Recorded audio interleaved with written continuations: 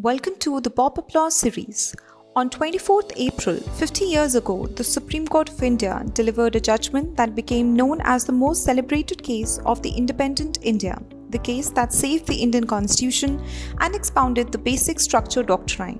Keshavananda Bharati vs. State of Kerala was the most protracted proceeding ever in the history of the Apex Court, which lasted for 68 days, followed by the most extensive bench of 13 judges. The hearing spread over from 31st October 1972 to March 16, 1973, and finally the hearing was closed and reserved on 23rd March 1973, making it a judgment containing 800 pages. The case dealt with the issue of whether constitutional amendments were beyond the scope of judicial review, or, in other words, can Parliament make unrestricted changes to the Constitution which can or cannot be scrutinized in our court of law. In post-independence India, the crucial question was who had an ultimate say over the Constitution, since in post-independent India, there was a constant conflict questioning the extent to which Parliament could amend the Constitution. The Kerala Land Reform Act was passed in 1963,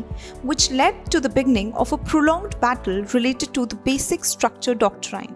So what is the Basic Structure Doctrine?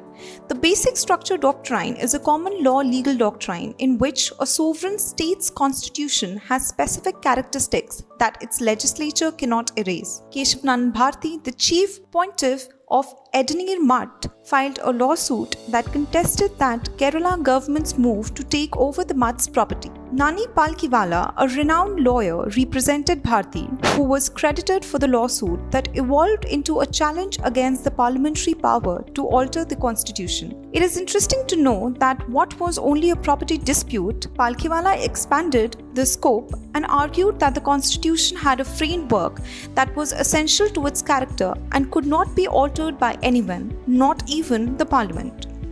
The contention made by the respondents, the government, was that the Constitution of India lacked a fundamental framework.